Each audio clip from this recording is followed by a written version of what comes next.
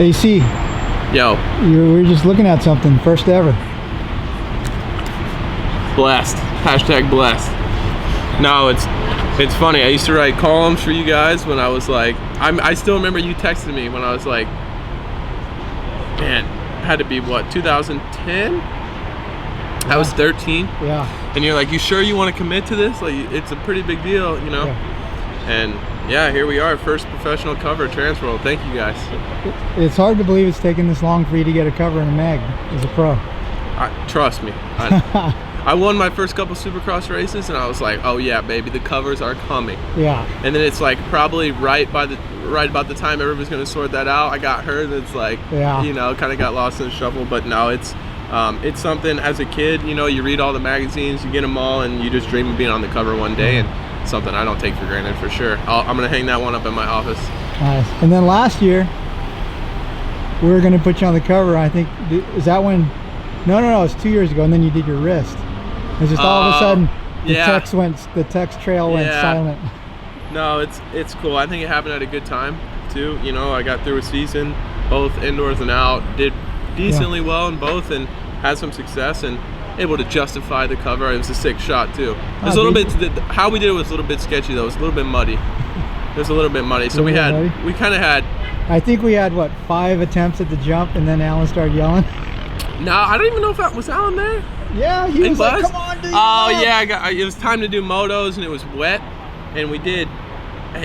If you can see in the background, it was a little bit wet, and we had one rut kind of going up the face. And I'm not like much of like a scrub whip guy anyway, but I'm like, this is my cover, it's my first cover. I'm just gonna lean into this thing, and I was able to get it one time. A little panic revs, but we were good. No, it was good. We were good. If you actually look in my eyes, I look a little scared. And that's an accurate portrayal of me. Yeah, that was a cool shot, because the little backstories that go into it, like I had to rush to Fox at the last minute and pick up gear and carry a gear bag over because they're new line. Yeah, and then I wore that gear the rest of the day too. Got it filthy. They told me not to. Yeah, no, the rest of the day I was filming other stuff, and so you changed into mismatched pants and jersey. I do that all.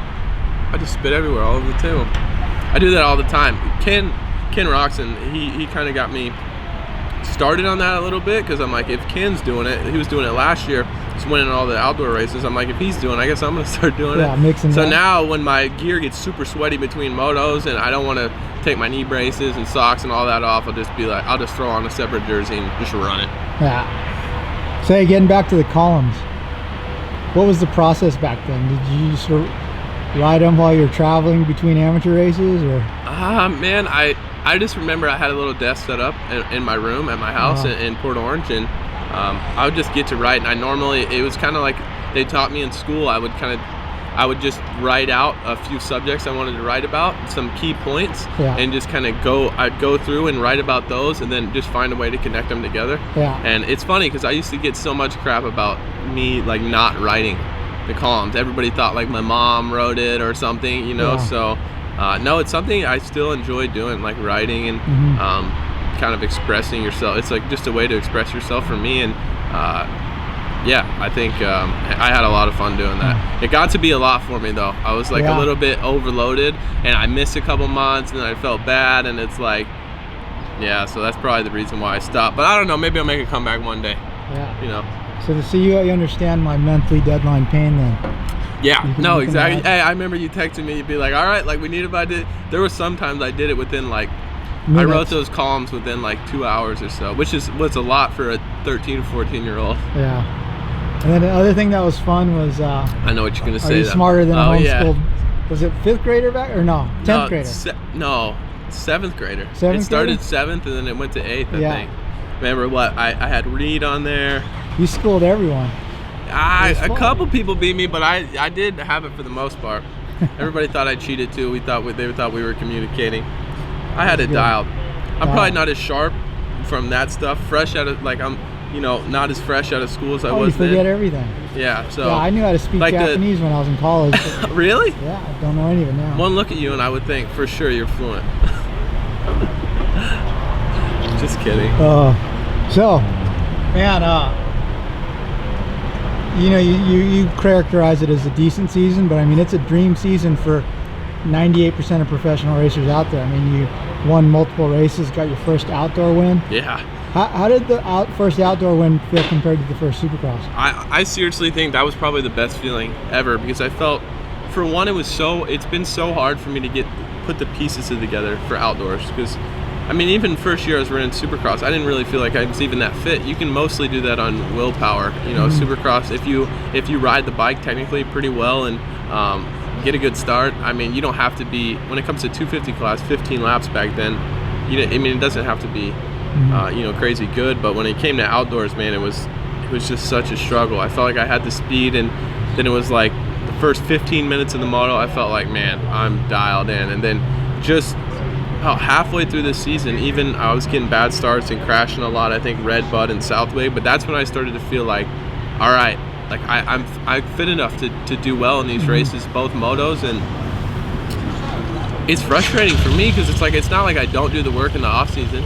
You know, obviously coming into 2017, I had a little bit shorter of an off season after that crash I had at the Charlotte GP. So maybe that had something to do with it, but it's frustrating for me, because I'm not lazy when it comes to that stuff. You know, I want to do everything I can, and yeah, but being able to get my first outdoor win, I mean, even compared to my Supercross, even winning Daytona, all that stuff, I just felt like it had been such a long time coming. Like, I had washed the front end so many times with the lead, even the week before in Unadilla, man. It's like the announcers, you listen to Jason Wygant and Grant Langston, they're like, it's coming, here we are, 15-minute mark, he's gonna wash the front, pretty much is what they're saying, and it happens almost every time. So to win a moto and to win the overall on the same day, it was a dream come true for me. Man, it felt so good. I bet. So are the bonuses for outdoor wins as good as Supercross?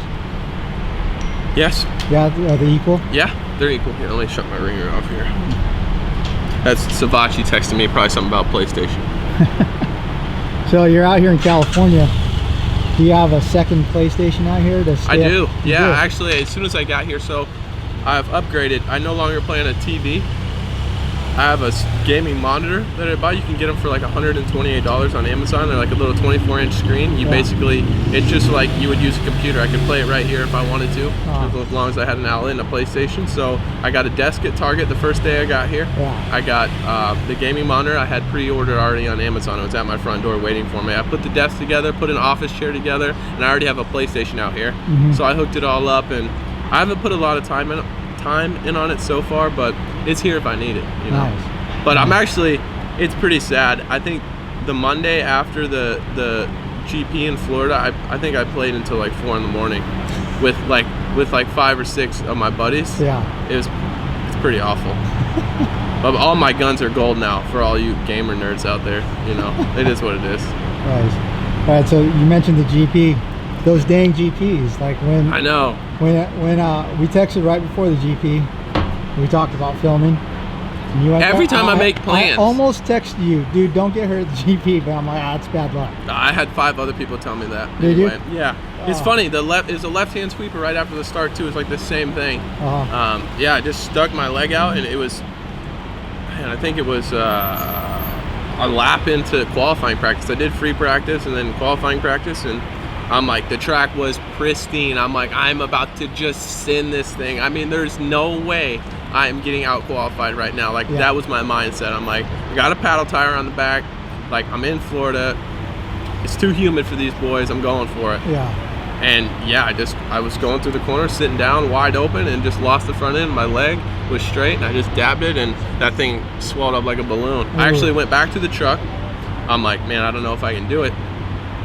And I'm like, I gotta try. Like, if it starts feeling better, I want to be able to race. So I went out, I did a couple laps, qualified like 26 or something, and then took her back. But yeah, it was, unfortunately, irritated it pretty good. And the next couple days, I could barely walk. There was no way I was gonna be able to race. I saw a couple people might have thought that I, you know, just packed it in, like didn't want it, but it was luckily MRI results are good, and it's nothing crazy bad. I'm gonna get back on the bike next week, and already been on the bicycle and stuff. So that's good. We escaped any major trauma like Charlotte. Yeah, no doubt. So it could be worse. It could always be worse. So you're out here in California. When does Supercross testing start?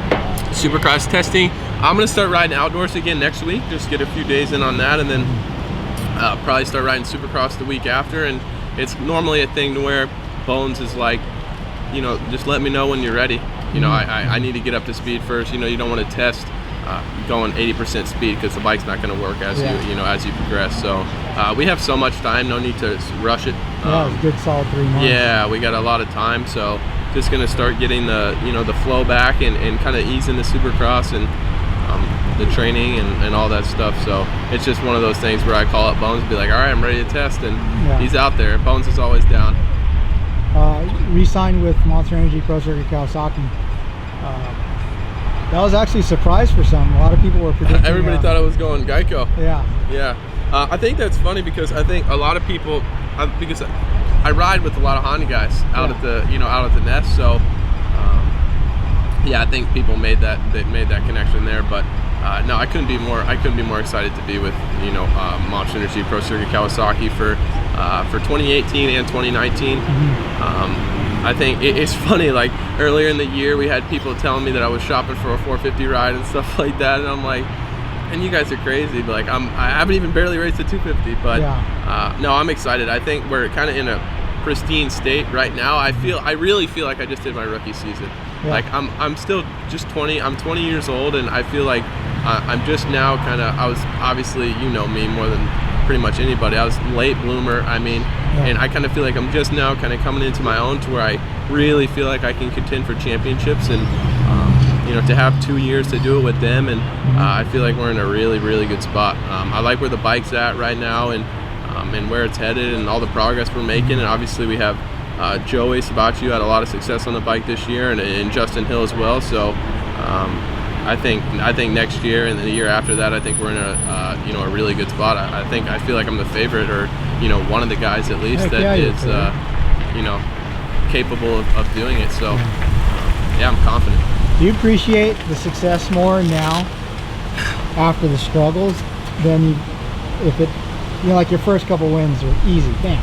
After in amateurs, man, it's like you get into a state where I was seriously, I mean, and not being cocky at all, and I've always been aware of my surroundings. I feel like as an amateur, people were always telling me, you know, it's all going to change when you get on a big bike, or it's all going to change when you go pro. And I had that in the back of my mind the whole time. I'm like, okay, like kind of studying the pros and figuring out what I need to do. But it came to a point in amateur where I would get beat. Like there was a couple years, 2000, 2009, 2010, a little bit, like Cooper Webb would beat me, or back in the day, the late and great Jesse Masterpool, he would beat me, or Matt Michelia, he was in my class as well. And I wasn't like I was just dominating everything, but especially the last couple years when I was too small to get on a big bike and those guys were gone, and I felt like I would just get the whole shot and just win. And it got to a point to me where I did start not appreciating the win. Like I remember my last year I won both titles at Loretta's. It was like,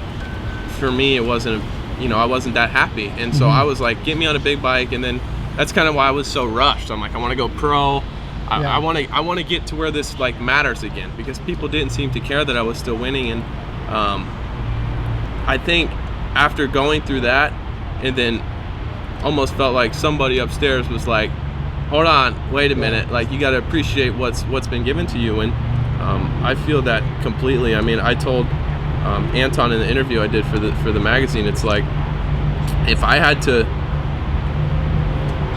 just for the feeling I had at Budds Creek or Daytona, I mean, I wouldn't take anything away just for that feeling. I mean, every single injury, every surgery, everything to me is worth it in that 10 seconds that you cross the finish line. I mean, if I have to, you know, if I could change anything, there's no way I could change that, you know. So I guess your answer to your question is, yeah, I mean, it made me appreciate it more, like when I was a kid, you know, when I was 7, 8, 9 years old, when before I was corrupted by the politics or whatever you want to call it in amateur motocross. So yeah, I mean, it made me so grateful. And the feeling for me, and you guys see me, like I freaked out, if you remember, like after Daytona Supercross. I mean, I don't even really remember what I was yelling. I was blacked out. I was so excited. I'm just super emotional, right? Like I just, and Yeah, I mean, it's just the feeling is just immense for me. Maybe for somebody else it's a little bit more low key, it would be a little bit manageable. Yeah. For me, it's really not. It's really not. That's good. Yeah. It's good to see emotion like that, you know. Yeah, no, it's. We don't like the robots on the podium. Yeah, so I try to. Yeah, I definitely I let it show for sure. I do not care at all. Here's a question for you. What's your it. standout memory from amateurs? I don't want to make it sound like that question earlier. I don't want to make it sound like I didn't have fun in amateurs, because I did. I had a lot of fun. I don't want to take that away. I wouldn't change my childhood for anything in the world. But my standout memory, I think the thing that stands out in my mind the most is just like going to local race, like with my friends that I grew up riding with, and I would race. I remember I was like on an 80, and I would race the 250B class, and everybody would just have fun. And I remember I would race like every weekend, like even if it wasn't the amateur national. So I think that's the thing that stands out with me. It's not necessarily a championship or anything like that. I think it's just going to the local. I mean, just what everybody does. You know, every normal rider does. I think for me that was so cool. Like in the local Florida scene, so awesome. Like they were there. Everybody's so cool, and yeah, there's a lot of fast guys there. So it wasn't always easy either. That's not the answer I was looking for. What were you looking for? I thought you were going to say your standout memory was watching me take home those 2 titles at World Mini. Hey, I do remember that. I remember that interview. I had the short hair. I was buzz cut. Remember, that's like the first time I met you there at World Mini 2010. Yeah, that was a stressful week for me. Stressful week. I was off the pace that week. I had nothing for Cooper Webb on his 150 in the 85 Open class. He made a mistake after the finish line on the last lap. I swept up for the title. You know, it is what it is. He had me covered though. I remember that. I remember our first interview, I was just asking you stuff, and I just couldn't believe some of the answers I was getting from you as a little kid. Yeah, I was like, unfiltered. Hey, tell me something about you that no one knows. And you're like, I really like miniature things. And then I said basset hounds too. It's funny because I've transferred over to corgis now. I'm still the same. I just like corgis. Still short legs and cute dogs, you know. I'm still the same. I just maybe filter myself a little bit more. And I have a little bit more of a less of a high-pitched voice. Yeah. I remember watching that. It's funny. Yeah, I saw I watched one of the Smarter Than a Homeschooled seventh graders the other day. I can't even watch them. I can't stand to listen to myself talk, man. I really can't. I couldn't even watch this interview probably. Nice. So, what else you got for me? You're thinking over there. You know, I think that's it, man. We just want to hook up and give you your magazines. Yep. And, some printouts. I like it. Now I gotta read it now. Yeah. I haven't read it yet. So how about the guy behind us that pulled up and parked in handicap? He's a big muscle guy with a vitamin shop shirt on. Oh really? Yeah, we just got him on camera then. Yeah. Let's report this. Right on, dude. Well, thanks for catching up. Yeah, no worries. Let's hit Skyline, bro. Let's go right now.